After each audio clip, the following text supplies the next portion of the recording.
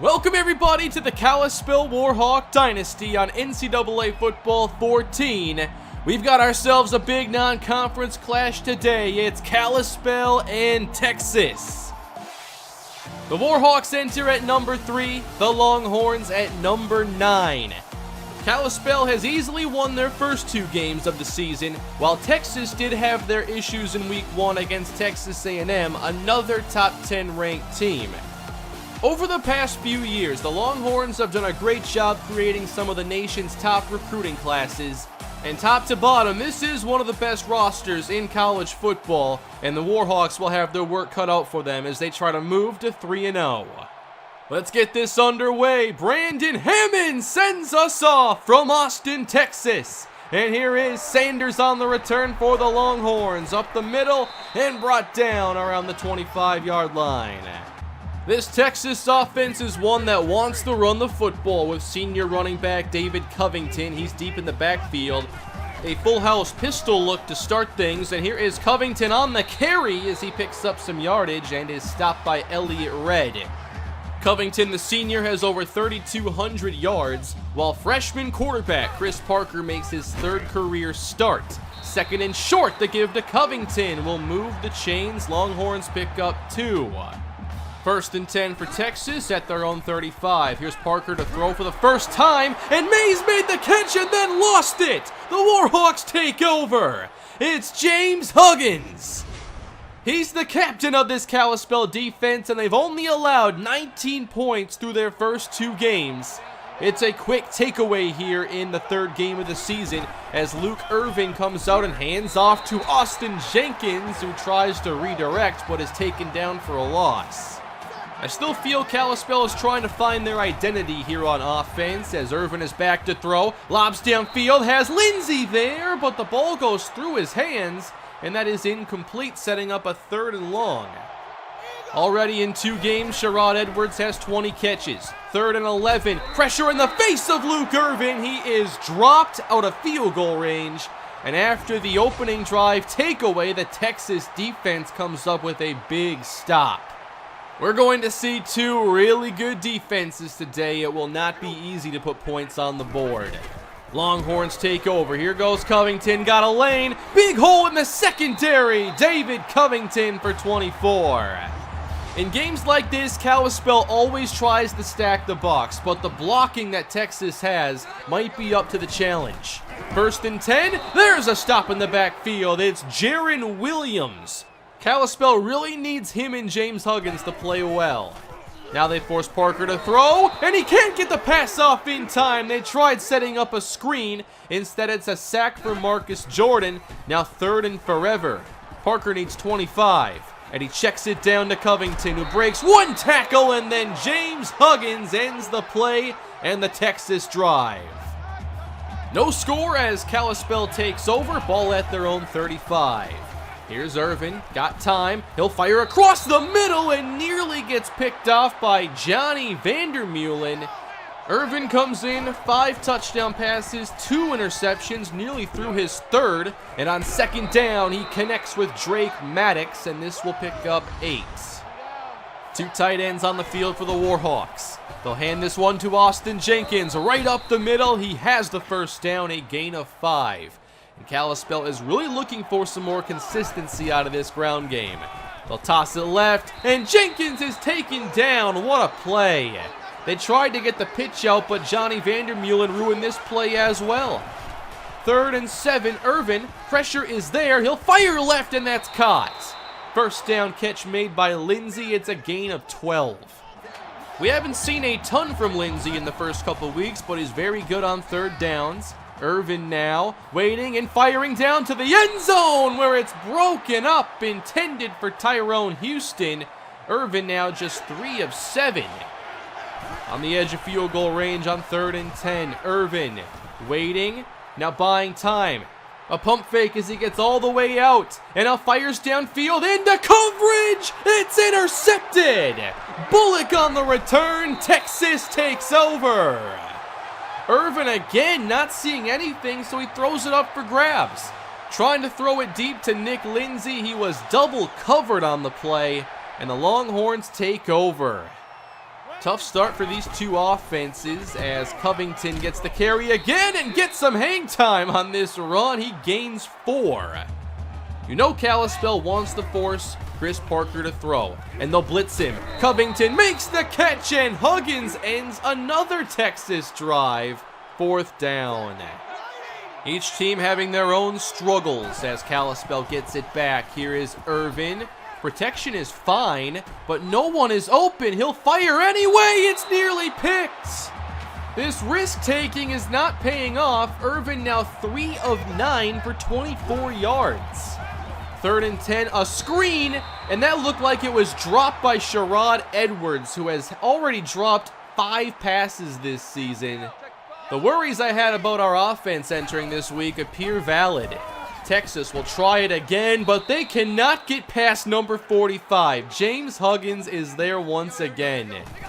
3rd and 10, here comes Red. They'll blitz the freshman, but he fires across the middle. Scott Foster into Kalispell territory. Of course, Kalispell wants to put the game on Chris Parker, but they're going to have to pressure him if they want to force those mistakes.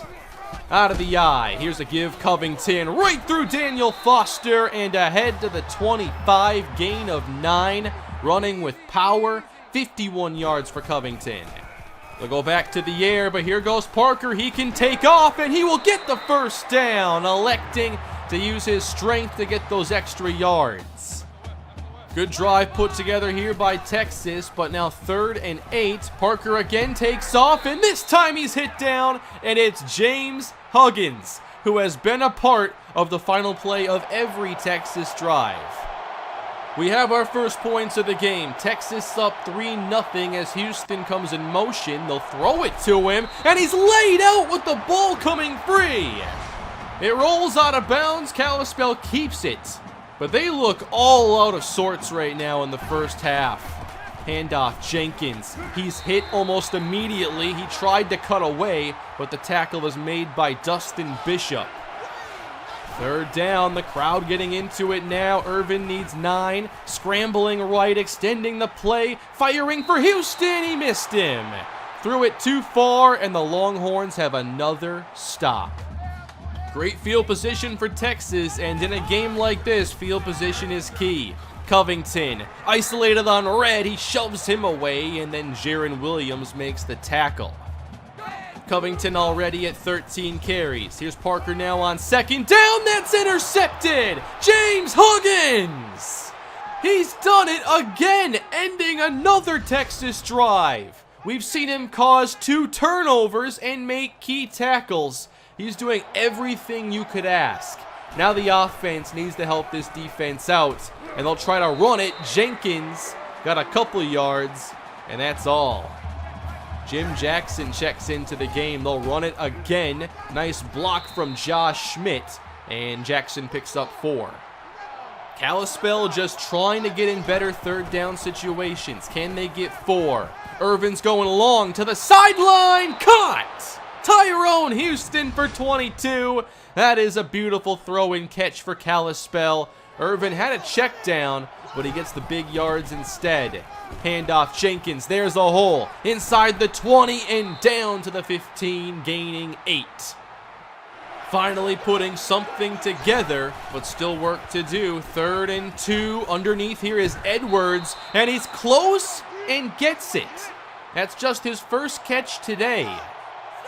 2 tight ends on the field for the Warhawks. Irvin up top, end zone for Lindsey, and that is also knocked away. It's been tough to stretch the field. Houston motions, 5 wide, 3rd down. Irvin, end zone, that's knocked away. Justin Smith dives in to save a touchdown.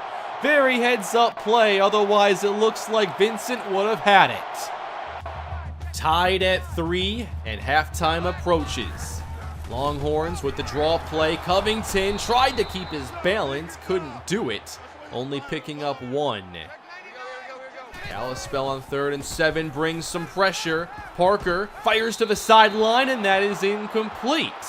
There's another good drive for this Kalispell defense. It looks like they're going to switch things up now on this possession with MrHurriicane at quarterback. He'll throw a screen. Austin Jenkins, can he get outside? No, he can't. The pursuit from Texas is just too quick. They can't get outside. Irvin back in the game now, and he'll throw it short into a tight window. Good catch by Houston. 3rd and 2. To keep this 2-minute drill going, Irvin in the flats, that's gonna do it. Drake Maddox busts off a tackle, and he will pick up 7. Still 1:15 left to go. Irvin, there's pressure again, gets it away, down the middle, it's Maddox! Inside the 10, a 45-yard connection! There's the big play we've been waiting for. Maddox getting free, setting up goal to go. Kalispell running the clock down as they should. Irvin, too much trouble and good coverage downfield again.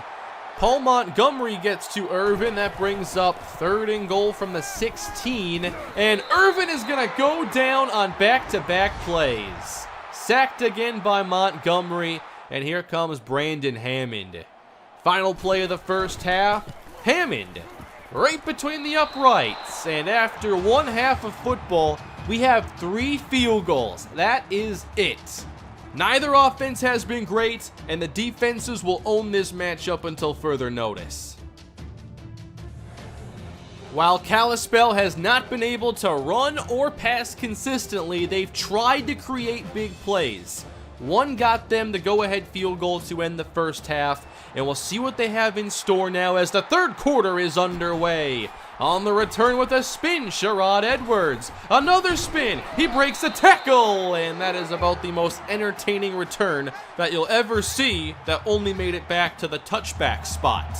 So let's get it going here in the 3rd quarter, and Kalispell trying something different. MrHurriicane is at quarterback and running the option. The flip to Jenkins. There's a stiff arm. It's a 7-yard gain.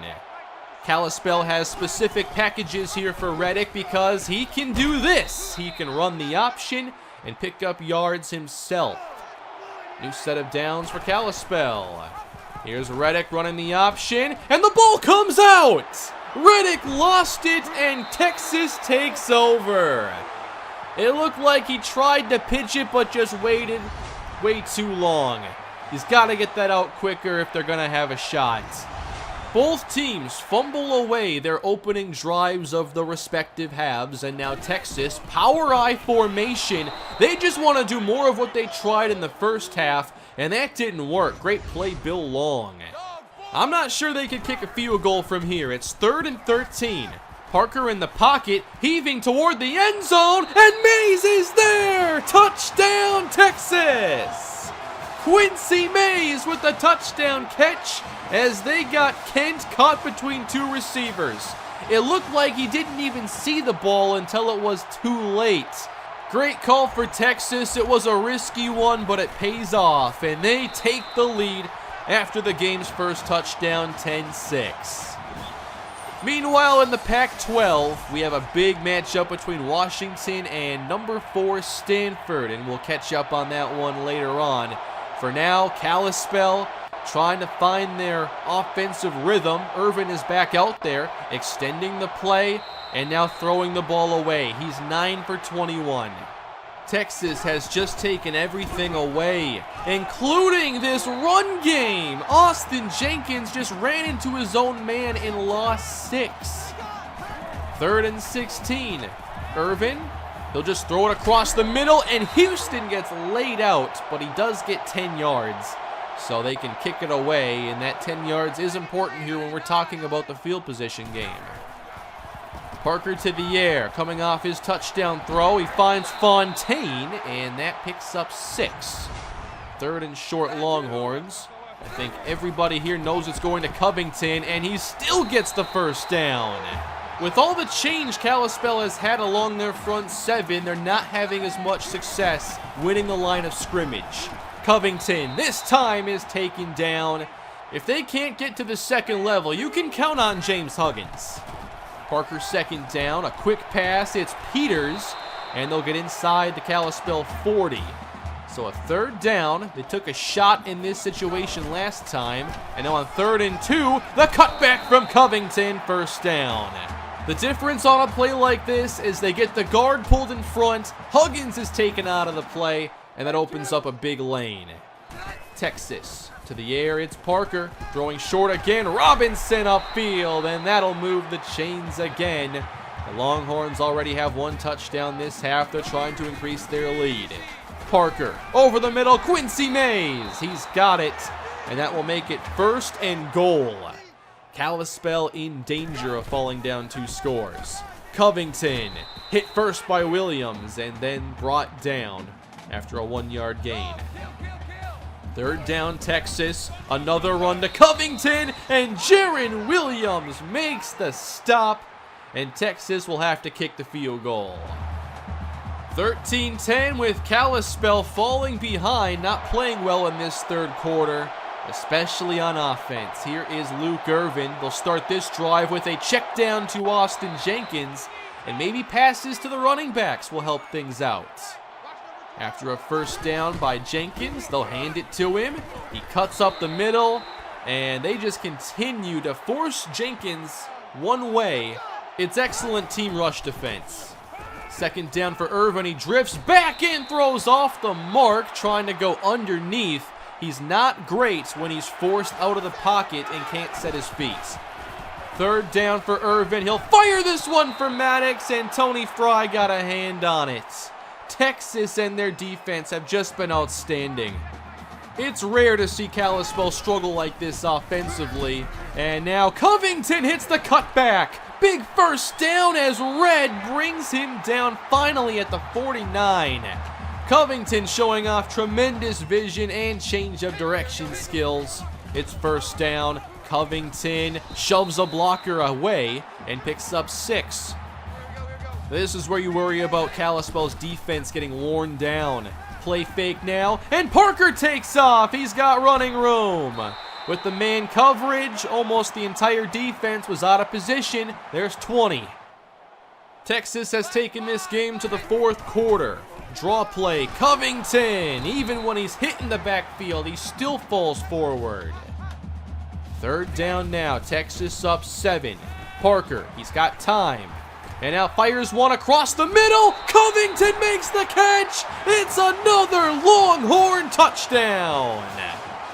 Where has the pass rush been today?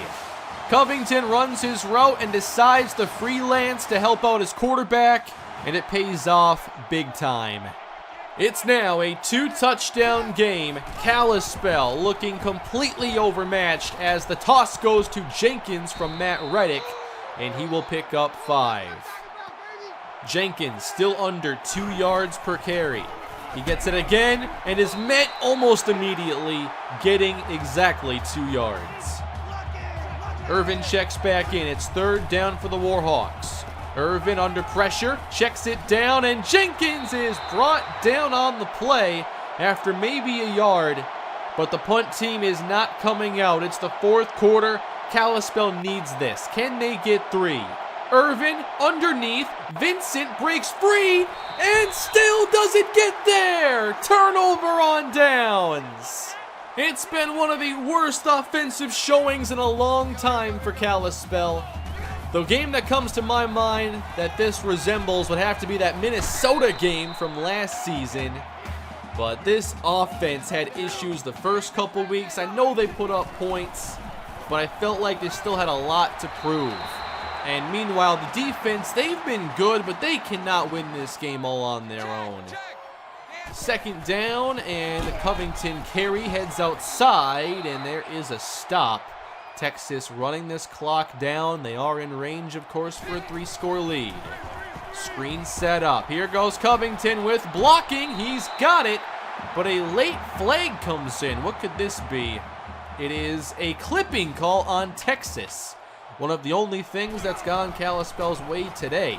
3rd and 15, and pressure at last. Parker is sacked. It's Trey Walker, who's been Kalispell's most effective pass rusher this season. He now has a sack in every game so far, but A 3-score lead pretty much puts this out of reach for Kalispell, barring a miracle. Down 17, Kalispell needs something big. Here is Sherrod Edwards. He angles outside through a lane, across the 40. Edwards into Texas territory. It's a 61-yard return. So Kalispell gets a short field. What can they do with it? Screen. Houston stumbling down. It's a gain of 6. Kalispell staying empty as they go hurry up. Here is Irvin. Forced back, now lofting one across the middle and knocked away. Again intended for Lindsey. Everybody in tight now. Kalispell 3rd and 4. Irvin lobbing one at the sideline. Lindsey with enough space to haul that in. New set of downs. Colt Sully and Josh Vincent enter. Here's a catch for Sully. Hitting the gas and getting to the sideline. Gain of 9. But can they get into the end zone for the first time today? Irvin. He has time and throws it late for Houston. The catch is made. Gain of 7. That's 7 catches now for Houston. The chains move again. Now Irvin rolling away from pressure all the way outside and doesn't get rid of it. Perhaps he saw Edwards get open late and thought he could make a play, but that ball needs to be thrown to the sideline. That forces 2nd and 25. Jump ball for Edwards. It is incomplete. And on 3rd down, they have sent out the field goal team.